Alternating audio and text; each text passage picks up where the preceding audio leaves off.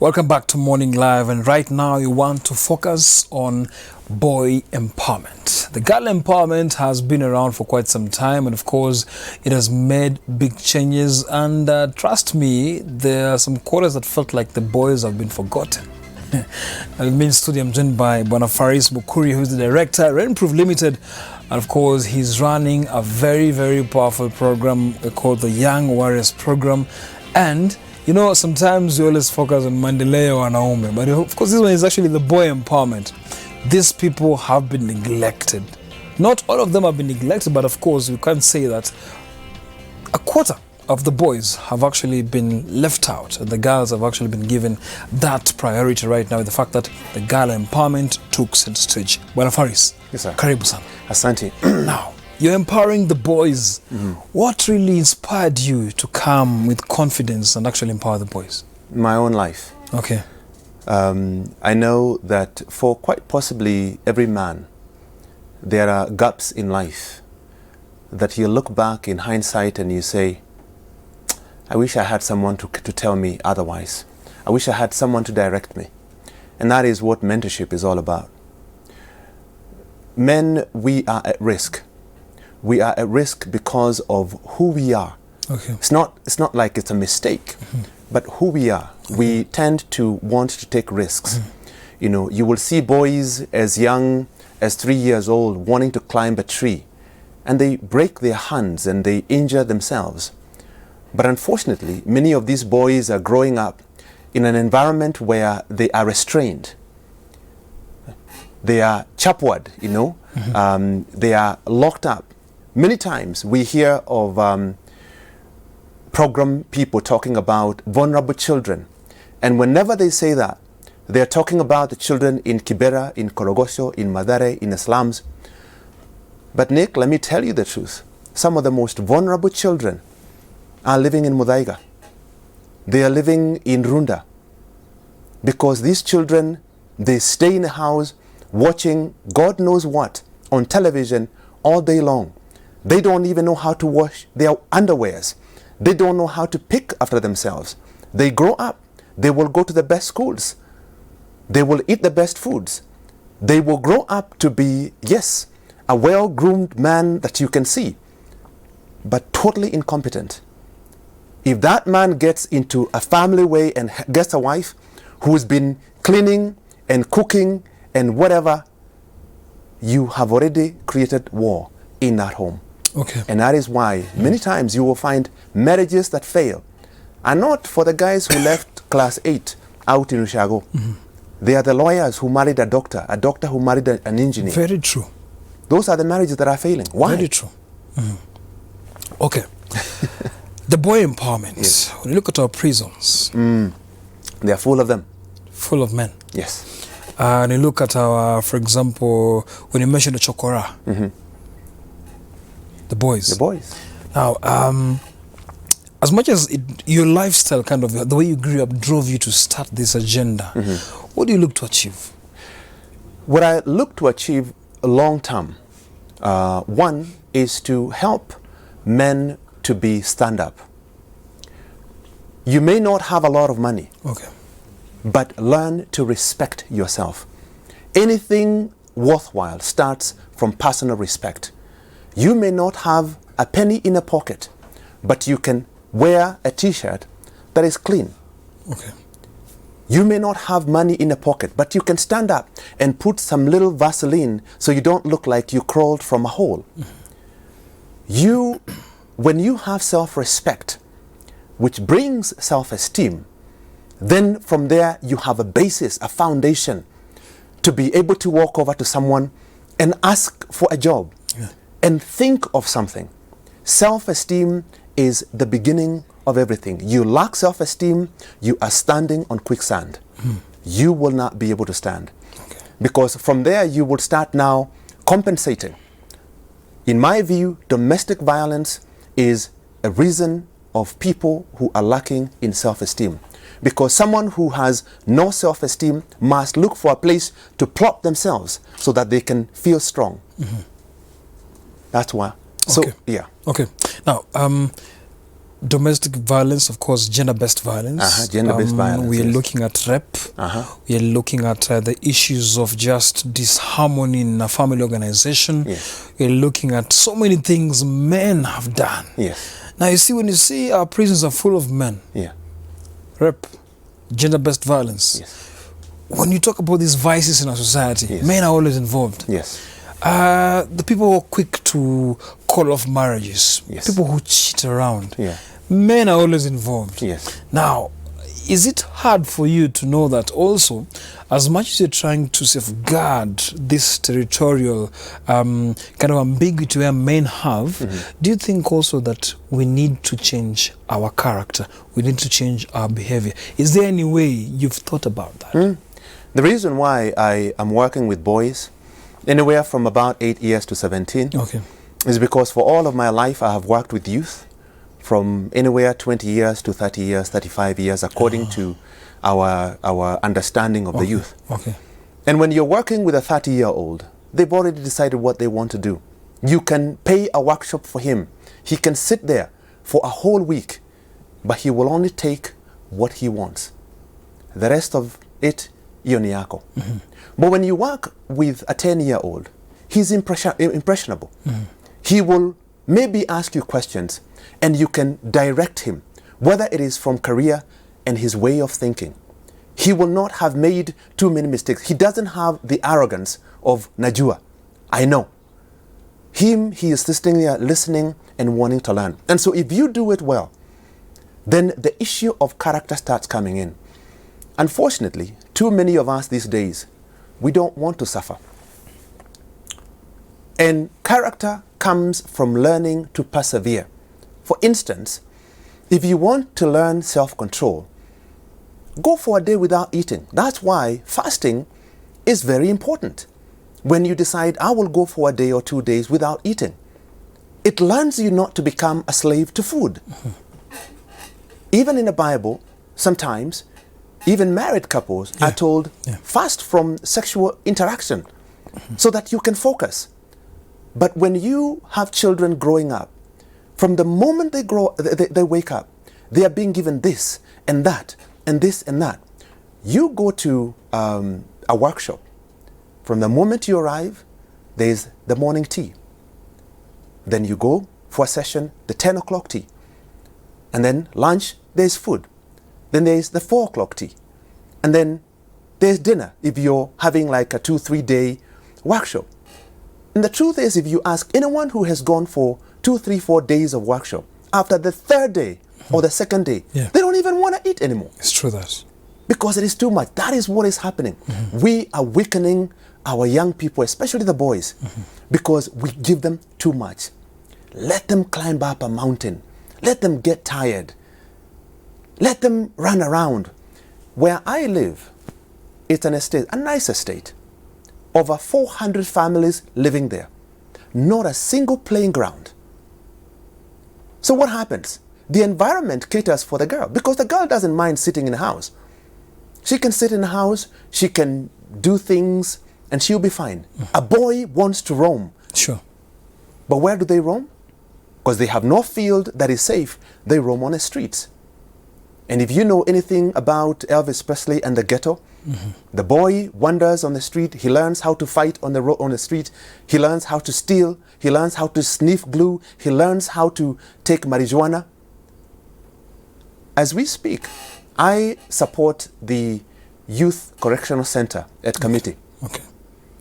There are about 75 young men who are either in remand or in prison. Okay. Some as young as 12 years. Wow. And many of them, why? Because in anger, they punched someone, jino likatoka. Yeah. And they were reported to the police. They are now in remand. Wengine, they were caught with bangi. They are inside. Simple things that is happening to many people out there. Yeah. But unfortunately, when they were caught, they are now there. So we are poised as men to get into danger because of our make. We take risks more. We are very visual. That's the way we were made. You know, if a young girl passes by here, whether I am married or not, it is most probably I will tend to want to look. And it is not wrong, it is not sin. It is the way we are made. And God made women looking nice so that we may be to even allow for our population to grow.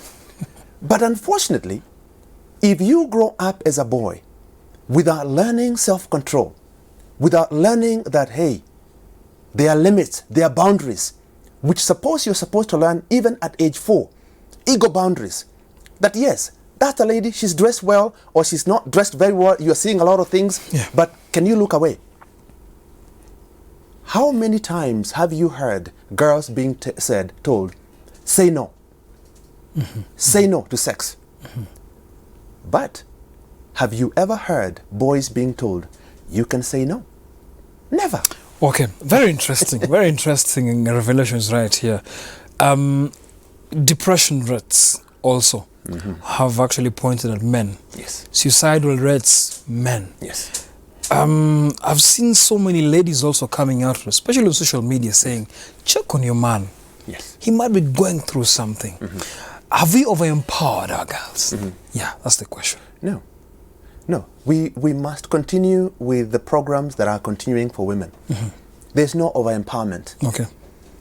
And sometimes, Nick, I actually avoid using the word empowerment because I think it has gone upside down. Okay. A lady is well-schooled.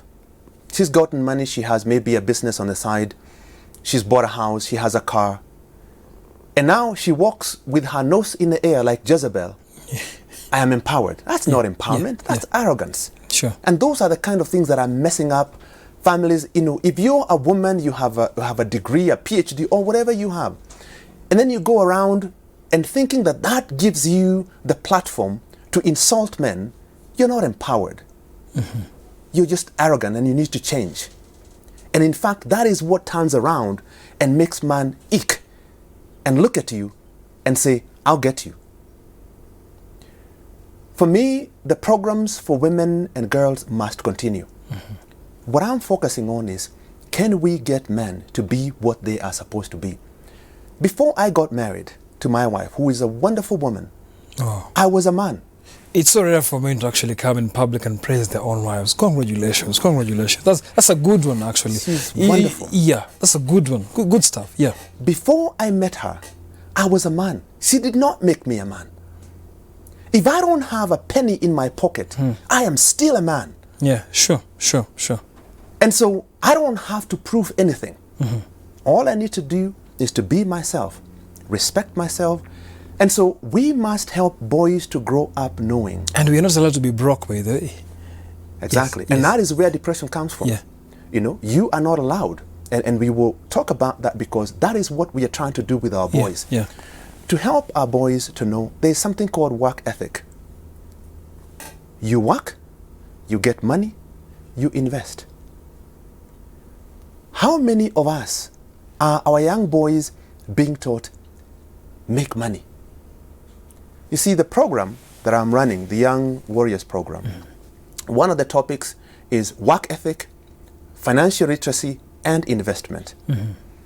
First, learn to work. Every holiday I have a camp for boys.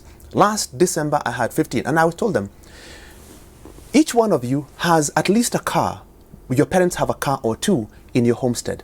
These cars have to be washed at least 2, 3, 4 times in a week in a car wash, paying 200 to 300 shillings per wash. Talk to your parents. You are 13, 14, 15 years old, you can wash a car. Once you do so, you will get 500 shillings if you wash 2 cars.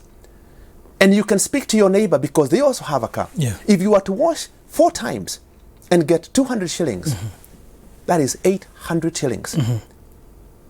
Take 400, spend it on whatever you will spend it. Save 400. So what we are doing is that after the boys have been with us for 1 month, the next step is that we want them to open a bank account. I have spoken to banks. A bank like a post bank, you don't even need to have an ID. All you need is they're called the school numbers. They're called the school. It's actually is it an administration number? Admission number. Yeah. If you have an admission number and you're 12 years and above, you can actually go and open an account using your admission number. Okay. So the bank can come and do that. So can we have boys opening accounts? Can we have these banks and other financial coming and helping them to know you can save money. Okay. You can do this, you can do that. And then after they grow a little bit, is that you have 50,000 shillings in your account. What do you want to do with it? Can you think of something? And now people start taking themselves seriously. But unfortunately, too many of us men, we don't take ourselves seriously. Mm-hmm. And it is because of that, we don't have money, we are stressed, and we don't want to tell anyone. Okay. We just... Yeah.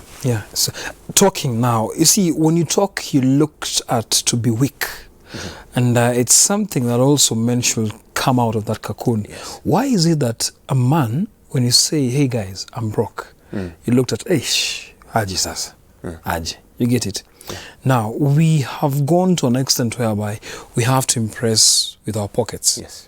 We don't impress with our values, we don't impress with what you have to offer, but we impress with our pockets. Yes. Which drink am I putting on the table to show how cool I am? Yes. Which car am I driving to show how expensive I am? Yes. Are we kind of also being eroded in terms of values and just being patient? Because now, at the end of the day, you find, I'll give you 80%, 85%. We are mostly inclined to the women. We're trying to impress them. And that's where our downfall starts. Yeah. Yes. As much as it's natural, it's a weakness that is really putting men down. Yes. Even in the Bible, you know what I'm talking about. Yes. He went down. Yeah. Yes, tell us more about that now. Oh, Nick, that you should go into the Bible. If men need to know the challenges they can face in not being self-controlled when they're dealing with our ladies, you only need to go to the Bible. The wisest man, Solomon, he says about himself that he did not deny himself anything his eyes saw. He ended up with 700 wives and 300 concubines, 1,000 women for one man. I don't know how that works. Then the strongest man, Samson. Yes. How does a woman try to kill you 2, 3, 4 times and you're still hanging around? And Samson eventually died because of his wife. And that is what is happening. But the thing is that men, we are created to be protectors, to protect the ladies. It's even when they don't need protection, we feel. You walk on the road and you see a lady in trouble. And somehow, even if you don't help, you feel like, maybe I should stop. If a lady falls on the middle of the road in town, everybody will stop. A guy falls down and will be like, what's his problem? And so there is almost this keen thinking that men don't need help. Okay. And so much so that our boys grow up. And as early as even 8 years old, yeah, absolutely. What mwanaume is at 8 years? He has no idea what you're talking about. It's true. Mwanaume hali. Yeah. And so you grow up being told that men don't cry. And so then you swallow your tears. You are crying on the inside. Sure, that's a true story. Now, finally, as we're winding this up, just briefly tell us about the event you're having soon. In order to raise funds to run the Young Warriors program, a lot of funders, whenever you talk to them, they will ask you, where are the statistics? Who says boys are in trouble? But if you ask for the statistics for the girls, they will show you for the last 40 years that girls are in trouble. And so, we will give you money. So what I decided is, okay, forget the funders. I will do my own activity, raise my own funds, do what I have in my mind so they can see and possibly they will come along. And so we are running a 10-kilometer run, a 5-kilometer run, and 3-kilometer run, a charity fundraising in Nanyuki town, in Laikipia County on the 6th of July. Okay. And we would like to invite as many to come. From Nairobi, come run. Okay. Actually, Laikipia is where we were told just the other day. Yeah. The life expectancy is the highest in Laikipia. So if you want to live for long, come to Laikipia. All right. Thank you so much for coming. Thank you, sir. Really appreciate your sentiments. Yes. We're sure people have watched, the boys especially, Yes. have learned so much. Bonafaris Mukuri is the director of Rainproof Limited and runs a program by the name of Young Warriors. And trust me, it's a very, very good and powerful initiative. Thank you. Thank you so much for coming. Yes. Thank you. That's all I had for you right here on Morning Live. My name is Nick Modimba. Joyce Omondi Wehig is coming up next with Full Circle. Stay tuned. Perfect.